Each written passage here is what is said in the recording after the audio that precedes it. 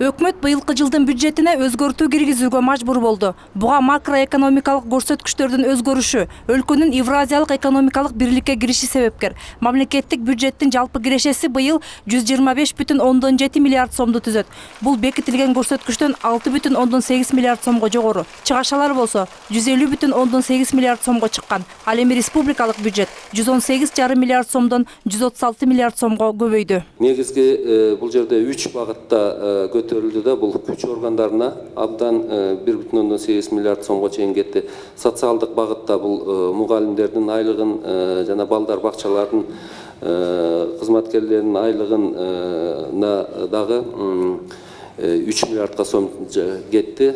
Үчүнчү багыт бул өнүктүрүү багытына дагы чоң көңүл бурулуп жатат. Бул жолдорго кетчү суммалар сиз айткандай эмес 1,5 миллиардка чейин жетти да. Ошондой эле биометрикалык маалыматтарды топтоого жана шайлоого даярдык көрүүгө 700-800 миллиард сомго жакын каражат коротулган. Ачынында каражатты көбүрөөк бөлүп берүү өтүнүчү менен Каржы министрлигине бардык министрликтерден 20 миллиард сомго арыз түшкөн. Бирок анын баарын эске алууга шарт болгон эмес. Ансыз да дефицитти жабууга каражат табылбай жатат. 2 миллиард сомдук киреше түшпөй калуу коркунучу бар. Анын үстүнө кирешеге караганда чыгаша көбүрөөк болууда. Ички дүң продукциясынын күтүлгөн анык өсүшү бекитилген 6,2%-дан 2%га чейин төмөндөшү.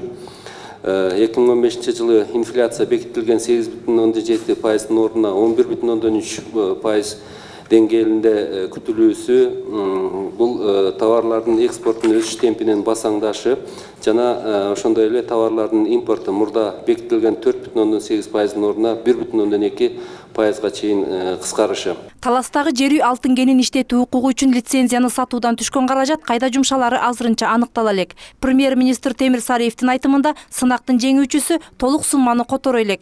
100 миллион доллардын азырынча 10 миллиону келип түштү. Бул каражатты бюджеттик кызматкерлердин маянасына эмес, социалдык объектилерди курууга багыттоо зарыл дейт өкмөт башчысы. Ачык айтып коюш керек, жер үйдөн түшкөн акча кирген жок буга. Жер үйдөн түшкөн акчаны биз атайын жобо иштеп чыгып атабыз. Аны кандайдыр бир бүгүнкү күндө айлыктарга же башкаларга жумшабайбыз, аны өнүктүрүү багытына гана жумшайбыз, социалдык, инфраструктуралык багыттарга жумшайбыз. Ошонун ичинде мектептер, больницалар болот да. Буга чейин бюджетти кабыл алууда күтүлбөгөн чукул жагдайлар да эске алынбай калган. Жакында мамлекет башчы Араван районуна болгон иш сапарында тиешелүү мамлекеттик органдын кызматкерлерине Бирлик айылындагы мектептин курулушун жакынкы убакыттарда баштоого тапшырма берген. Аны аткарууга да каражат бөлүүгө өкмөт аргасыз. Мындан улам өзгөртүүлөрдү киргизгенден кийин деле көп маселе чечилбеген бойдон калышы ыктымал. Мээрим Ташыбекова, Эрлан Кемелбеков, НТС.